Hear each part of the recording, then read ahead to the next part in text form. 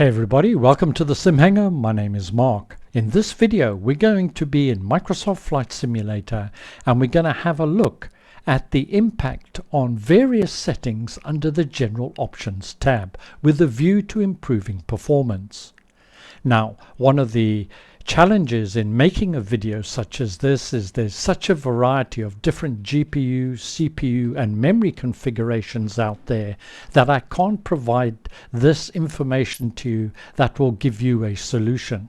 So it's not a tutorial, this is more a guide that will steer you in one direction or another to experiment with various settings and help you fine-tune your sim to give you the best performance that your system is able to give you.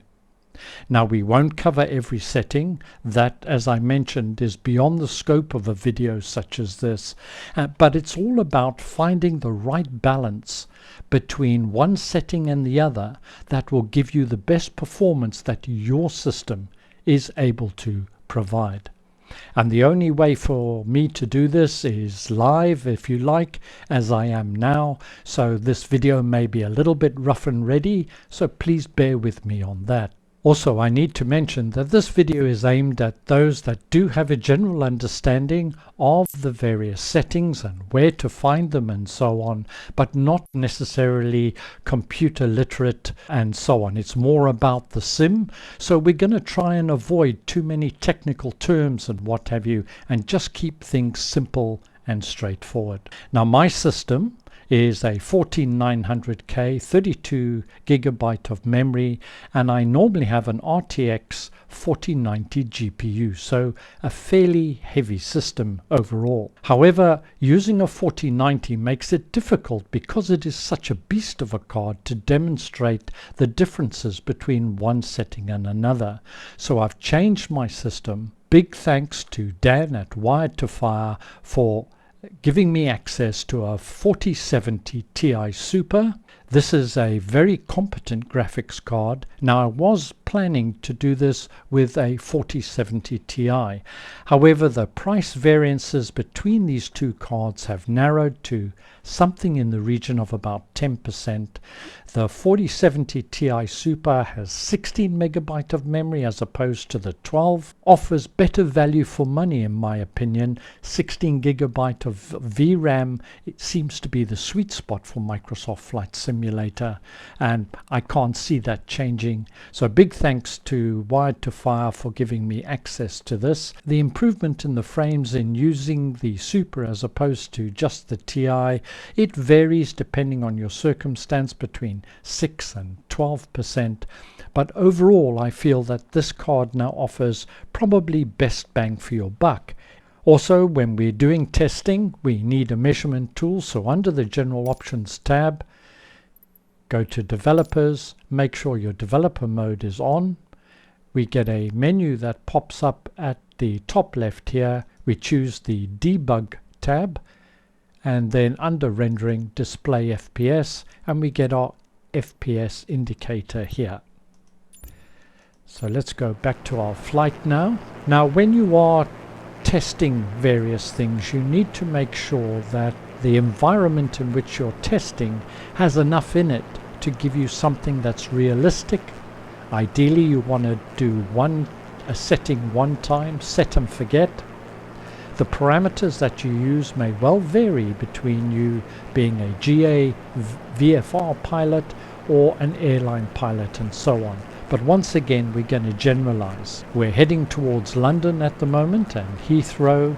We've got scattered clouds, and I would recommend that you do use a preset so that over an extended period of testing time that we have very much the same type of environment. If you're changing the weather regularly, you're going to get different results, and then honing in on what is the best setting for you is going to be very difficult indeed. So choose scattered or few clouds. I've selected scattered clouds here as it normally gives up to 2 layers of clouds as a minimum. Buildings, I've got my photogrammetry on, because you do want to test in a photogrammetry area, because that's going to paint the worst possible situation, and if it's flyable in that type of scenario, well, you're going to be able to fly pretty much hassle-free just about anywhere. You'll notice that I've got water included. We're going to be flying more or less up and around the Thames as we go. This is very good, measuring the textures and also reflection. You'll also notice that I'm in the Beechcraft Bonanza. Now the reason I've chosen this, even though it's a default aircraft, the texturing on this aircraft is some of the best in the sim overall. And also, if we jump into the cockpit, we've got two G1000s which add an extra load to the system. Again, I just want to remind everybody, we're only going to focus on the main settings. We're going to focus on the settings itself rather than all the technical bump that goes with that, because most of us just want to know what do we adjust to get the best FPS. So with that, we can get started.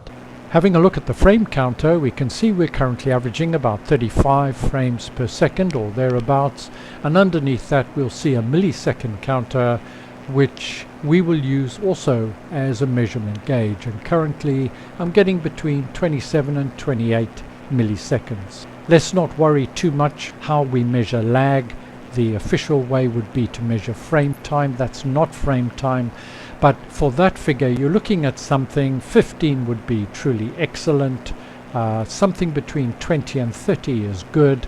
40 is okay. Anything over 40 you need to turn your settings down arguably, because you're more likely to get stutters and so on. So they're the only two real figures we're looking at. There's other important information here, but for the purposes of this guide we're simply going to ignore them. Let's now turn and have a look at my settings. Now my settings are not important. What's going to be important, as I've already mentioned, is the difference in terms of FPS and overall performance between one setting and another. But in order to frame it, it's worthwhile just having a look at some of my settings.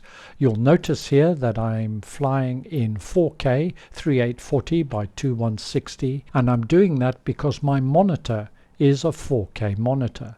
Now, logic would indicate that the lower the resolution that you choose, the less work that the CPU and GPU have to do, and the better performance that you will get. Now, to some extent that's true, but it very much depends on your system, your CPU, your GPU, and your monitor. And quite often you'll find the best performance is at whatever the native resolution is for your particular system. I haven't made very many system changes at all. We can just have a quick look here to the NVIDIA control panel. If we go to the change resolution here, we can see that it's a native 4K monitor. That's why I'm using it, and it's worthwhile you having a check on your monitor to see what the native resolution is. You may well find your performance is better at the native resolution. In terms of refresh rate, this is a subject all in itself, but as you can see, this monitor has a variable refresh rate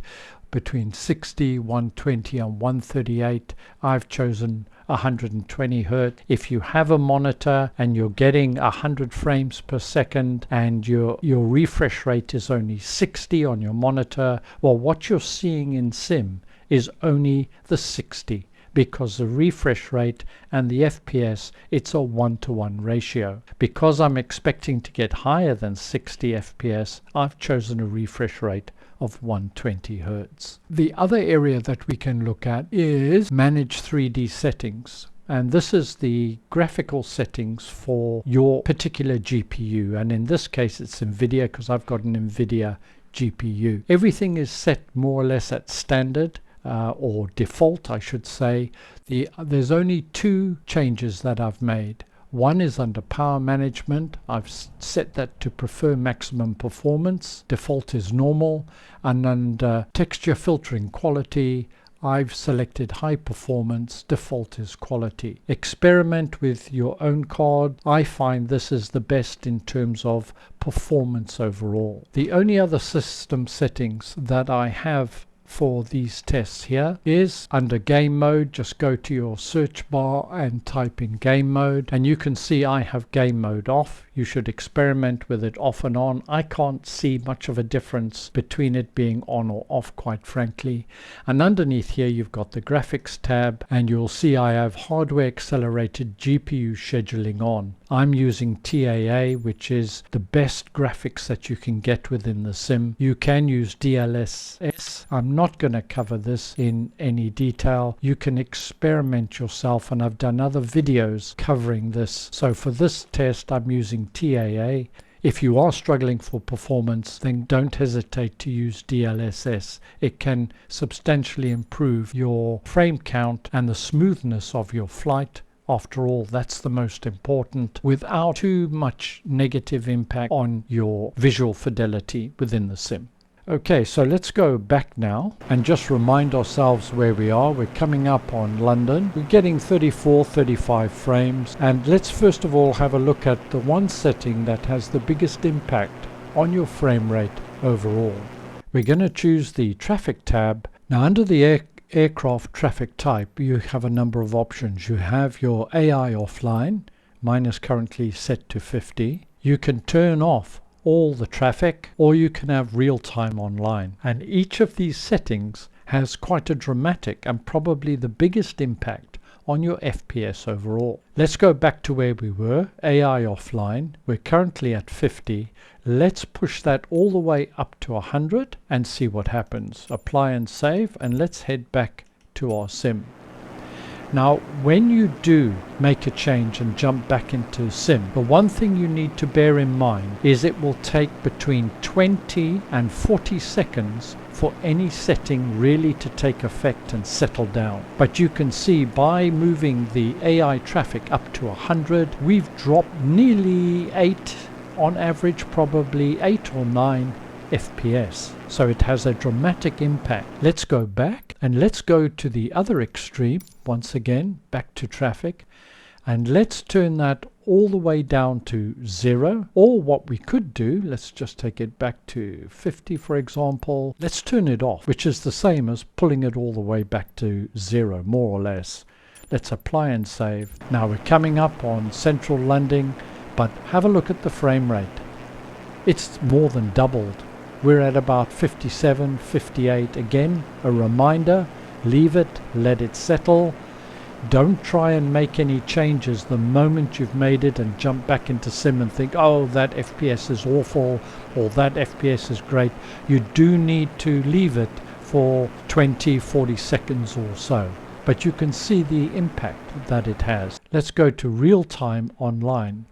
Now this doesn't have quite as big an impact, but of course it will depend on how much live traffic you've got. When you do this, I recommend nameplates show it as on. When you're normally flying, I imagine you would have that off, because seeing the nameplates is just an immersion killer. But when you're doing your testing, have that on so you can identify any of the live traffic. And we can see it's starting to come in now. Yep, we've got quite a bit of live traffic around us, and we can see that we've probably dropped to about 55 FPS, would you say? Something like that. We can see there's somebody here as we come over London City and so on.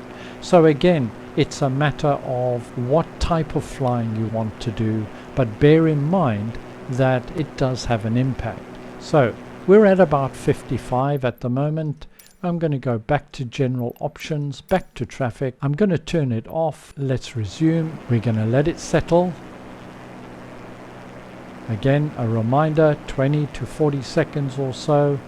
So real-time online traffic again, it does depend on how much live traffic is around you at that particular time, but it's going to steal a couple of FPS. So if you like to fly with live traffic, as many of us do, you need to make allowances for that. Bear in mind, with these different settings, it can make a big difference. Okay, before we have a look at any of the other settings, I just want to take an opportunity to answer a question for VR pilots which I'm asked very frequently, and that is, does the screen, the monitor resolution, have an impact on the actual performance in the VR headset? For example, if I'm in my VR headset, whatever one it may be, and my screen resolution is at 4K, does that have an impact? And would I get better performance if my screen resolution, for example, was at 1080p, so much lower resolution? And one would assume that that would provide better performance. Well, in my tests, I can tell you that it doesn't make a difference. And the reason being is that what you're seeing on your monitor is just a mirror. It's just a duplicate of what is shown in the headset. That's why, again, depending on what you're using, but you'll get the double screen. It is just a mirror.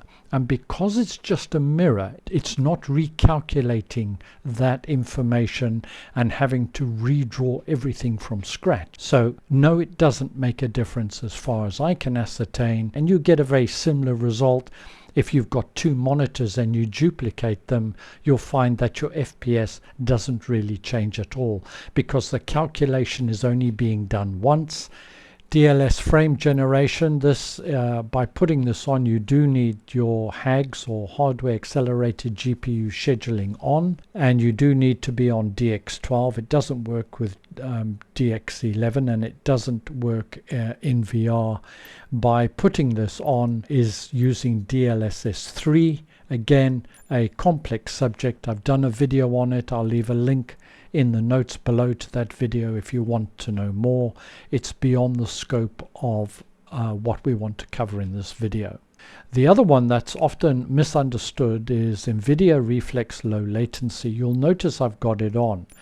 You have on and boost, and you have off. What is NVIDIA Low Latency? It tries to balance the workload of the GPU with what the capacity is of your CPU. I have it on. Doesn't really change your FPS substantially in any way, but it can help reduce those stutters, micro pauses, and so on. But again, you should experiment. Vertical sync, this is your frame limiter, your frame rate limiter. Why would you want to have your frame rate limited? To provide a consistent and smooth performance. What it does is it locks the frame rate to the refresh rate of your monitor or your VR headset. A number of settings are available. I can lock it to 100% of the monitor refresh rate, 33%, 50%, and so on. It provides a consistent performance, providing you're able to achieve that frame rate in the first place. So for example, I'm currently getting, I think it was 50 odd FPS. My refresh rate, as we saw, is 120. Putting this to 100% of monitor refresh rate, which I'm not able to achieve with my current settings, is a pointless exercise. You might as well not have it on, because it's constantly going to be trying to get there. It won't get there, and will probably degrade your overall performance or do nothing at all. But if, for example, get a third of my refresh rate, so that's going to be about 40 FPS, I guess. So let's have that on. Let's apply and save. By having that static FPS there, I'm getting a fairly consistent and stable performance. Whether or not you need to do it very much depends on the type of system that you have, how much you're struggling to get your FPS up, and so on. In my particular circumstance, because the 4070 Ti Super is quite a beefy card, I don't particularly prefer to have it on. I prefer to have it off. Okay, so let's move on and let's talk about the next main setting that has a big impact on our performance, and that is terrain level of detail. With the sim paused, what we're looking at is the amount of detail and the distance in which it's drawn around the aircraft. So it's currently on 200, the maximum is 400. So let's go back and see if we can see the difference, and this does have a big impact on your FPS. Let's turn that down to 10, which is minimum. Apply and save. Go back. Can you see now, from what we had previously, the detail is only drawn very closely around the aircraft. Look at how nuked or poorly rendered the photogrammetry is. And very often I see comments about people saying, oh, the photogrammetry in this area or that area is poor. And I admit some of the photogrammetry is poor within the sim, but it may well have an impact on what texture level of detail you're actually showing it at. So we can see that's not all of this area out here, we can see is pretty blank, it's not rendered. So let's go back.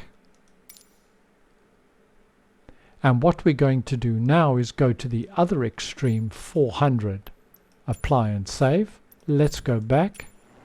We're still paused, but now you can see that the texturing is slightly better. There's less nuked in terms of the overall. It's still kicking in. As I said, you need to allow that 20 to 40 seconds for all your settings to take effect. But now we can see there's a lot more texturing taking place, a lot more detail, and look how much further it has drawn that. Now obviously if you're going to have it at 400, you're going to suffer with frame rate. The hardware really available is going to struggle for you to keep it at something like 400. Ideally, for your test, start off at 100, and the very common setting is probably something between about 120 and 150, thereabouts. I find gives a very good balance in terms of the draw distance and the level of detail shown in terms of the ground. So let's go back to, let's say 100 for now. Apply. Go back and let's resume. So we don't have everything drawn in detail a little bit further out like we did when it was 400, but we've still got a pretty good level of detail on the ground. And if we take off pause, we can see that there's been a positive impact in terms of our FPS overall. Let's emphasize that again. We're at about 55. Let's go back. Let's turn that up to 400 again. Apply and save. Go back. We were at about 55. We've dropped below 40 now. We'll just let it settle, but I think it makes the point.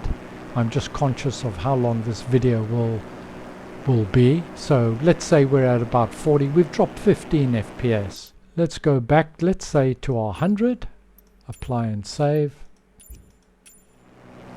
And you can see almost immediately there's quite a big and dramatic impact on your FPS.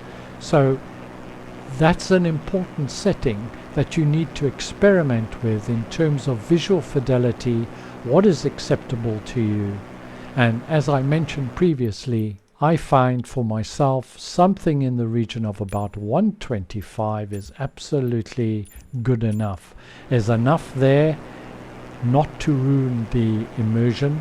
The lower the setting, the more popping of your scenery you're going to get as things are drawn in higher and higher detail. So it's something to bear in mind. It's a matter of personal preference mixed with what is an achievable frame rate. And we can see our millisecond here is about 18 at the moment, which is very good, quite frankly. Now, 18 milliseconds may not be perfect for a first-person shooter, but for something like flight simulation, it's a very good performance. And as you can see here, it's a pretty smooth performance overall. Back to our settings. Off-screen terrain pre-caching.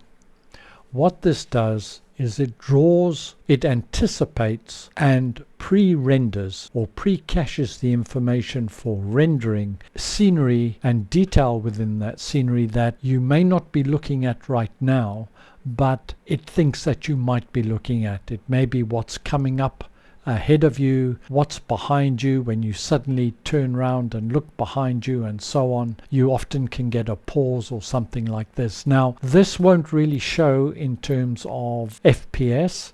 This is more about the stutters and the micro pauses that you may experience. Because the 4070 Ti and above are fairly beefy graphics cards, I have this at high. If you are struggling, turn it down. There's no harm in turning it down to medium, and there's also a low setting as well.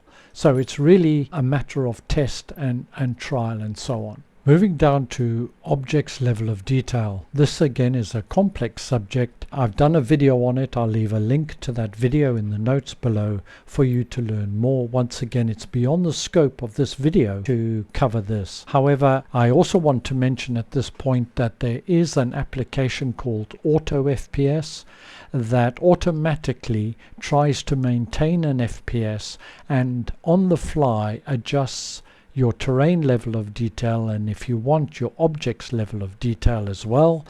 It's a big boost to your FPS and certainly helps when you're, say, coming in to land at an airport and what have you.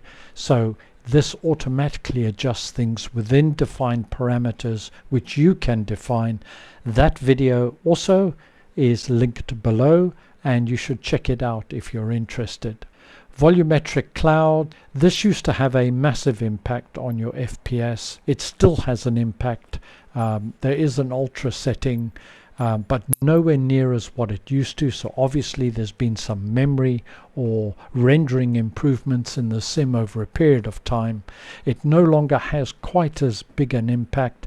I often use high because I'm very much a VFR pilot, fairly low and slow very often. If you're an airline pilot, you're probably less interested in what the ground textures look like, buildings and what have you. Probably turn those down, and you would turn your volumetric clouds up because you spend most of your time looking at the clouds and so on. The other one I want to mention here is the anisotropic filtering. This affects the quality of roads, ground. This will affect what a runway looks like and so on. However, you may say, well, why don't you turn that all the way up? You can be 2 times, you can have it off up to 16, but I've got it at 8. Why don't I have it up at 16? Well, that is because I'm in 4K, and a lot of these settings, the super sampling and texture synthesis and so on, a lot of this was developed and is very useful and very beneficial in terms of improving visual quality if you happen to be running at 1080p and to a lesser degree at 1440p. They're not so important. They have an impact on your FPS, but have very little impact on the visuals that you experience on your monitor or in your VR headset to some degree if you're using the higher resolution, so the Pimax Crystal for example. I also just want to touch on shadow map, terrain shadows, contact shadows and ambient occlusion. They have quite an impact on your FPS. You should experiment. I keep them quite low because it's not something that you're looking at in great detail all the time. Again, it's a matter of personal preference.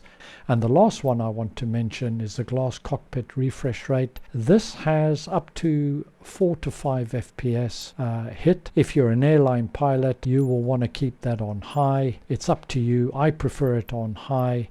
If you turn it to low and using G1000s, you can find that at times it will have some of the map movements may be a little bit jerky and so on. That more or less wraps things up. Let's just remind ourselves I've got real-time online traffic on. We know what the graphic settings are. We started off with 35 FPS and we've ended up with about 50, shall we say, something a region about there. My latency is at about 19-20 milliseconds, which is good.